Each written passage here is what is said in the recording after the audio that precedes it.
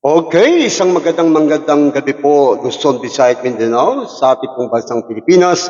At siyempre sa lahat ng OFW worldwide na kung saan ay umaantabay kay Kuya Ace.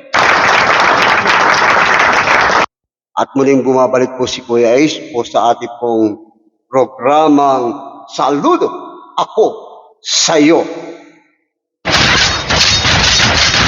Ito po ang ating pong media broadcast ministry, ang Kakampi Online, sa ating pong in behalf po sa ating buting station manager na si Ate Pe, na kung saan siya po ang ating laging katuwang.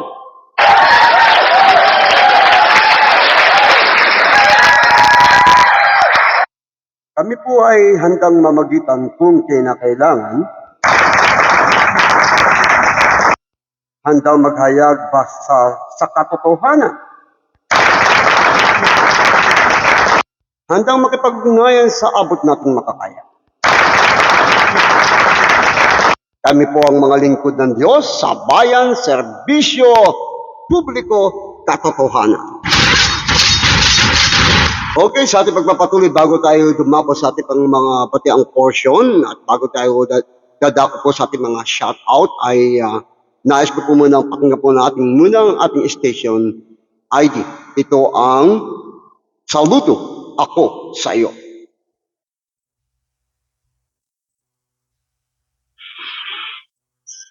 Not distributed for very young audiences. Parental guidance is recommended. Ang programang ito ay naglalabas ng giving extreme at informasyon. Striktong patnubay at gabay ng magulang ang kailangan.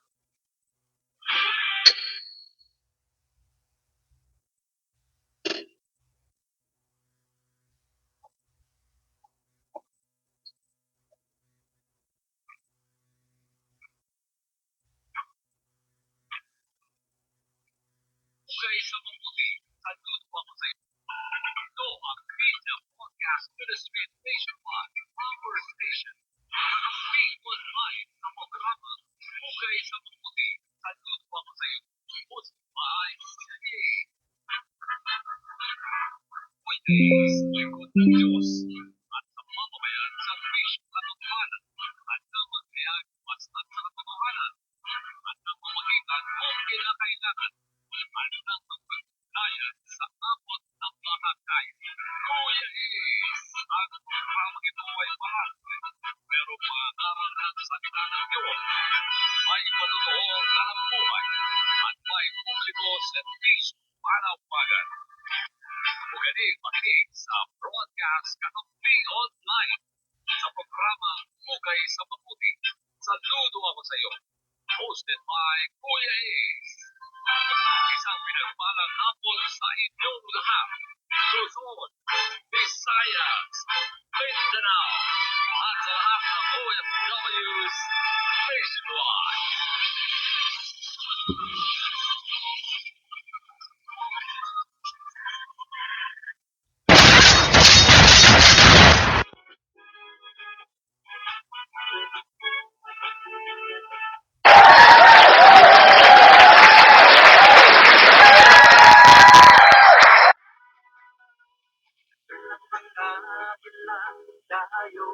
Iyan po ang ating pong pinaka-theme song ng katulad ng Agila na inawit po ni Evangelist Pastor Elmer.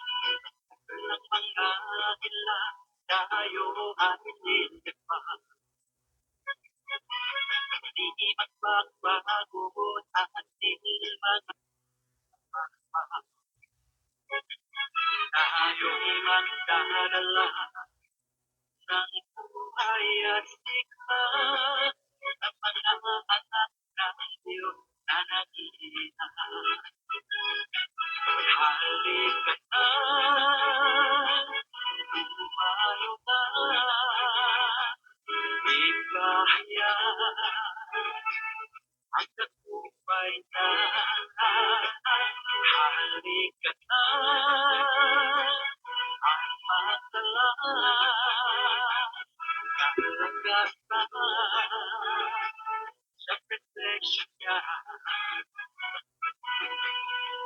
Ngayon ang panahon, di na humito at mapagdalay. Ngayon ang panahon ng magpapalit loob ng kanya. Sama na matuwid sa galan niya at ang gawan ng diabo ay pina. Halika na, bumayo na, ipahaya ang tagumpay niya. Halika na, ang magdala, kalagasan sa protection niya. Okay mga kapatid, minsan pa muli ay naway nakapagbigay po sa inyo ng isang magandang theme song ng katulad ng Agila. Alam niyo po, isa po yan sa talagang number 1 na paborito ni Kuya Ace.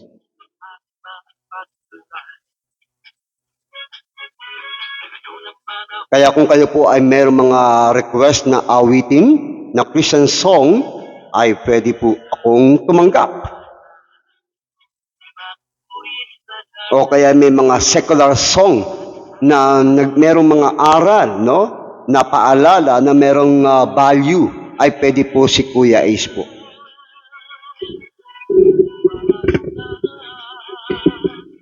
Ipahaya ang tagumpay niya. Halika na, ang magdala. Kung kayo po ay may mga prayer requests, o kaya ay may mga pabati, mga panawagan, mga daing, hinaing, o kaya ay mga patotoo, no? Willing po si Kuya Ace na tanggapin ang inyong pong mga messages.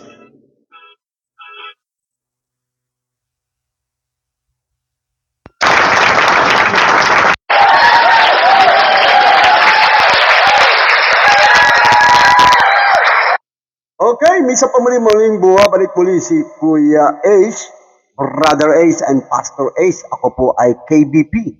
No, ang KBP, Kuya Ace, Brother and Pastor Ace, na kung saan ay lagi po natin sinasabi, kung may naapi, ay may kakampi. Yan po ang motto ng Kakampi Online in behalf po sa ating pong station manager. At ang ating pong pinaka-motto rin ay, how good it is, I share. Basta mabuti, share po natin yan.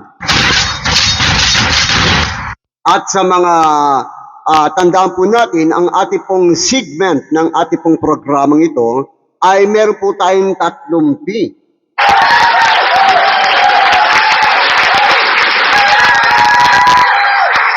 Ito po yung number 1 ay preaching the word of God, na kung saan number 1 na kailangan sa ating broadcast, no?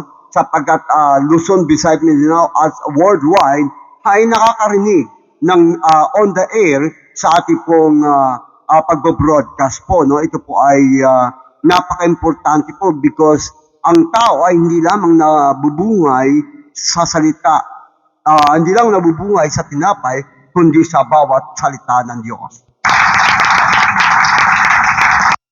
At ang pangalawa po ay tayo po ay tumatanggap ng mga public services na kung saan ay mga humihingi po ng tulong, no?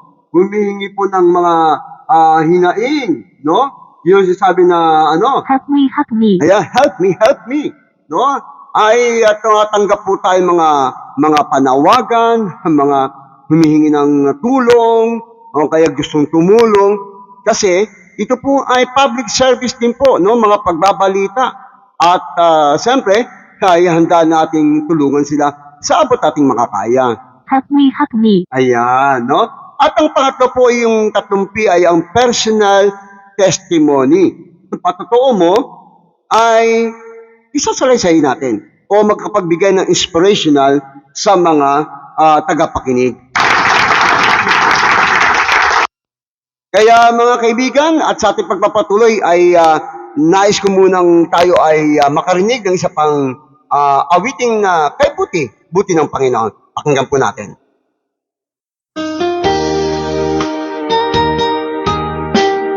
Pakinggan po natin to. Dahil sabi ng Biblia, "For God so loved the world that He gave His only begotten Son, that whosoever believe in Him should not perish but have everlasting life." Kay buti ng Panginoon. John 3:16. Naway namnamin po natin ang awit na ito. Bawat araw, ika'y laging tapat kong magmahal. Ang iyong kaawa ay magpawalang hanggan. Pinupuri, sinasamba kita, dakilang Diyos at Panginoon. Tunay na ang ika'y walang katulad, tunay na ang ika'y di magpapagod. Mabuti ang Diyos na sa ating inagmamahal.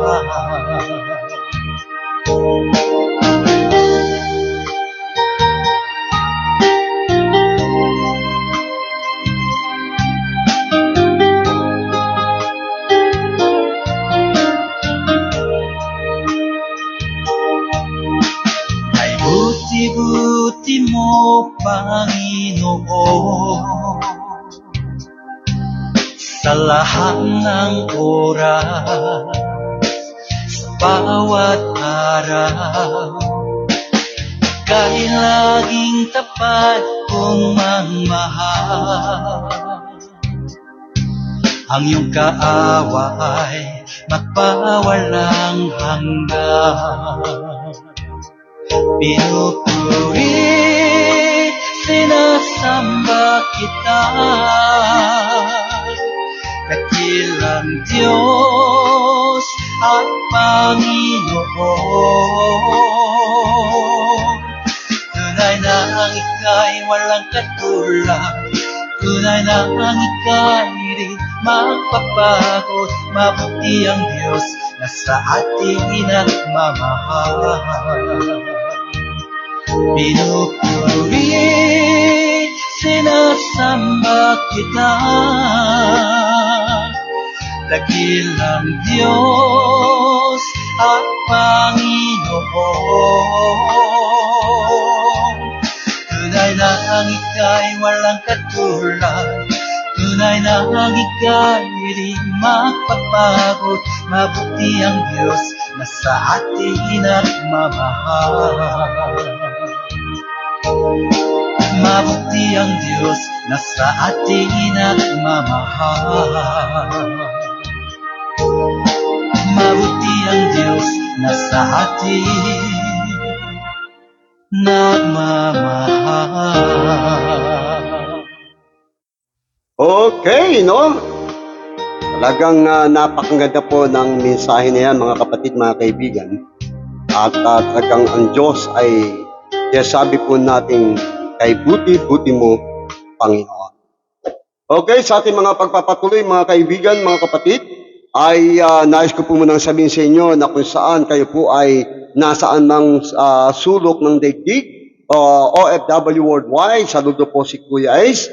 At sa ating pagpapatuloy ay nais ko po munang mamaya po ay ng 30 na po yan, sa isang oras po natin ay naway mapaglingkuran po natin ng Diyos. Tayo po muna ay dadako sa mensahe ng Panginoon. Dahil mamaya po ay sa pagbabalita, no? Ano nyo po? Ang una na kailangan mapakinggan sa ating pagbabroadcast nito ay ang salita ng Panginoon. It is sharing the Word of God by preaching style or by teaching style, no? At ang pagkatapos ito nga ay yung public service, no? Lalo na ay yung ulo ng balita, no? Ang APIC 2025 ay dumating na po ang ating Pangulo ng bansang Pilipinas, ang ating pong mahal na Presidente Ferdinand Marcos Jr.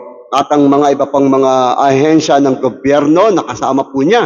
At nagpapasalamat din po tayo, no, sapagkat na kung saan ay kasama po ang ating pong butihing Pangulo. At ang pangatlo po yung mga personal testimony na kung saan ay mga naging hero ng OFW, mga nakilala at kinikilala, mga noon at hanggang sa kasulukuyan na OFW winner. Kung sa atin sa Korea, OFW won. Ayan, tumatawa tuloy kasi won. Kasi ang winner, past tense yan, ay won. Okay, siguro pansamantalang papaalam muna, no? At subok lang po ito. At minsan pa muli, antabay lang po kayo. Dahil sa biyaya po ng Panginoon, tayo po ay magkakaroon po ng series sa pag-aaral ng salita ng Diyos. Maraming po salamat. Saludo ako sa inyo po.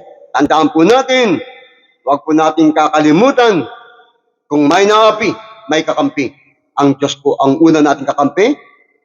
At ang kakampi online, behalf of Ate Pe at Kuya Ace, at lahat ang gumagawa ng mabuti, kayo po yun. Kami po, kayo po. Higit sa lahat, ang Diyos po ang ating kakampi. Tandaan po natin, sabi ng Biblia, huwag tayong padaig sa masama. Daigin natin ang masama sa paggagawa ng mabuti. At siyempre, ang motto ni Kuya Ace, how good it is, I share. Basta mabuti, huwag mong hadlangan. Share mo. Maraming salamat. Pansamantalang papaalam, antabay pumuli kayo sa ating pong programang Saludo Ako Sa'yo. Ayan po. Magpatunayan sa abot ng mga kaya. Kuya Ace, ang programang ito ay balanse, pero pangaral ng salita ng Diyos. May panonood dalang buhay at may publiko servisyo panawagan. Magaling makinig sa broadcast Kakampi Online sa programa Mugay sa Mabuti. Saludo ako sa iyo. Hosted by Kuya Ace. Isang pinagpalang hapon sa inyong lahat. Luzon, Visayas, Mindanao, at sa lahat ng OFWs nationwide.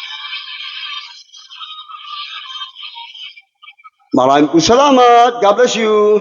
Bye-bye.